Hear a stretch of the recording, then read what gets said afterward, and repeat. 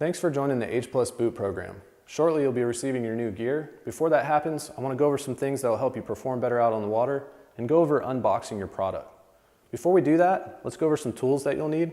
To get into your box, you'll need something sharp.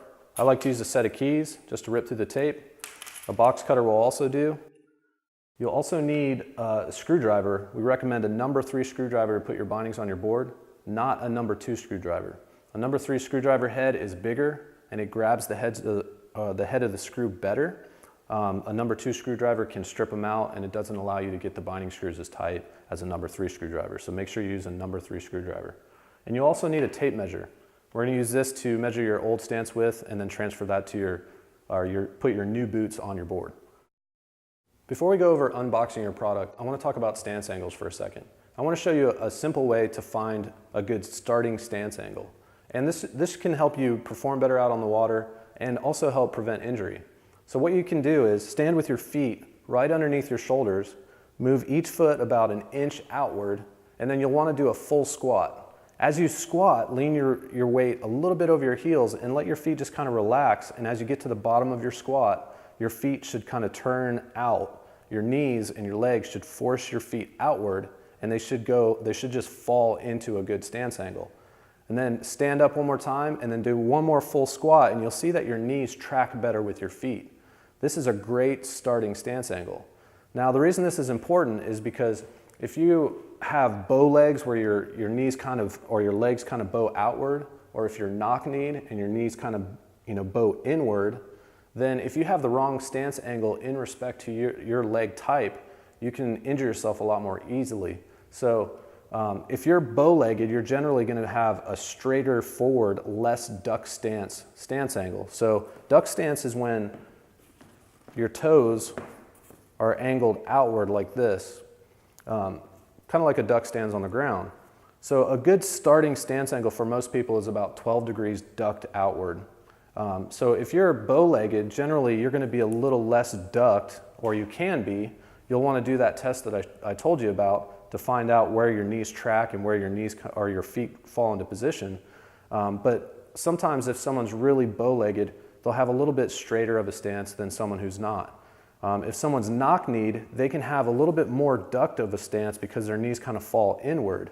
If you have the opposite stance than your leg type, that's how you can injure yourself. So make sure you do that test, figure out where your feet kind of fall into place, put that on your board, go out and ride. If it feels comfortable, that's great. If not, just adjust accordingly. You might also want to stand in the mirror and look at your legs and see if you have generally straight legs or if you're bow-legged or knock-kneed, and then adjust your stance accordingly.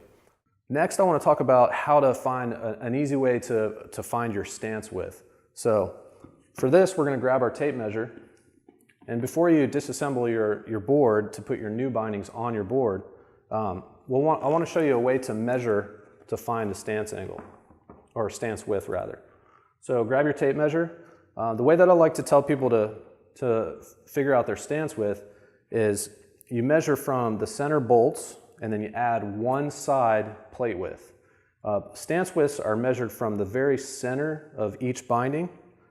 So if you take just one side plate width and add it to the center screws, then that's basically like taking half of this plate width and half of this plate width to each center and then adding that to the width in between. So what I'll do is I'll take my tape measure and I'll measure from screw to screw, and on this board it gives me 18. And then if I add the plate width, and I know these plates are 6-inch plates, all humanoid bindings are 6-inch width. So if you flip a binding over and measure across the bottom of the plate, you'll see that from screw to screw is 6 inches. With the exception of our size 12-13, that's a bigger binding, so we had to accommodate a bigger foot, and that forced us to have a 7-inch plate. So all the binding plates are 6 inches, and then when you get to a 12-13 plus size, that's a 7-inch plate. So you want to add 7 for that size. So in this instance, I have 18 inches in the middle from screw to screw. I add 6 because I'm adding half of this one and half of this one, or one side plate width, and that gives me 24 inches. So I know my stance width from center of binding to center of binding is 24 inches. Now, when I take my bindings off, put them on a new board, I can find that width by starting on the outside holes. So I have a blank board over here. So if I measure with my tape measure and I go to the outside hole, I know on this one the widest stance width is 32. If I subtract 6 from that, I'm going to get 26. So I know I need to move in until I find 24 if I want to have the same stance width as on my other board. So that's a great way to figure out your stance width. All right, let's go over unboxing your product. So you're going to want to grab your set of keys or your box cutter to cut through the tape on the box. On the handle side, there should be tape on all 3 sides. So just grab your keys and cut through the tape. And the lid should come out open just like a normal snowboard box or even a shoe box. Just flip that open.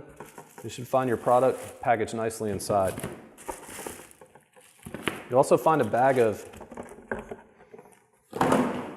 mounting brackets and also M6 screws. These are for mounting your boots to your board. Go ahead and remove the bags.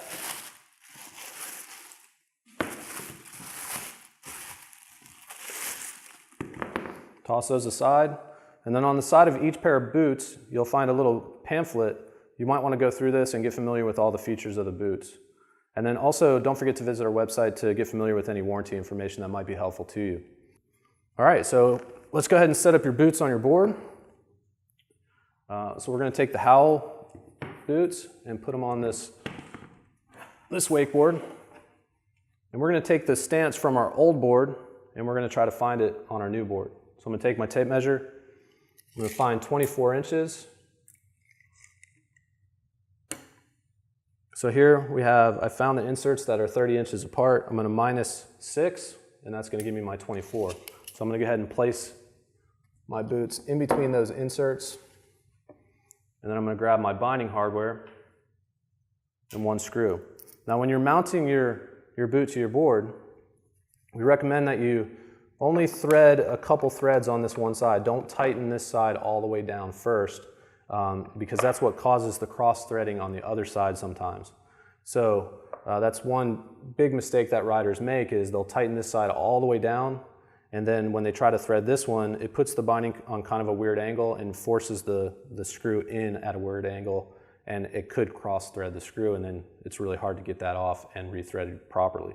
So just go ahead and take your number 3 screwdriver. Remember to use a number 3 screwdriver and not a number 2. Go ahead and thread this one in, just a few threads, and just lightly let the screw guide itself in. Don't force it in.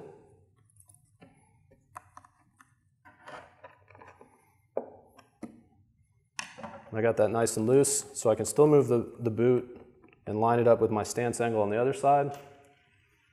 Go ahead and grab your other mounting bracket and screw. And then just turn this one a few threads, let it guide itself in.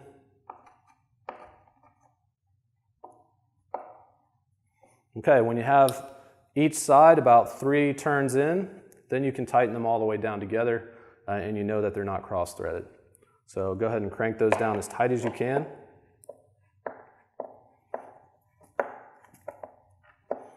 All right, now each mounting bracket has a plastic washer on the top. This plastic washer is there to act like a lock washer so your screws don't loosen up on you when you're riding. The first time that you mount a new pair of bindings, these are going to compress a little bit. So they could loosen up on you, so you might want to check them maybe in the middle of your first ride and definitely at the end of your first ride and then before each ride just to make sure that your screws are tight. Now this compression of everything, since it's new, the chassis plate, the nylon washer, even the board is going to compress a little bit. So your screws may loosen up and you want to check them with your number 3 screwdriver. So make sure you keep one in the boat at all times or keep one in your car if you go to the cable. And just make sure you check your binding screws before each ride. That's kind of a safety recommendation. So once you get these cranked down, go ahead and set up your boot on the other side the exact same way. And you're all set to go. All right, you're all set up. Again, thanks for joining the H+ Boot program. If you have any questions, feel free to contact us directly and stay tuned for more content coming your way.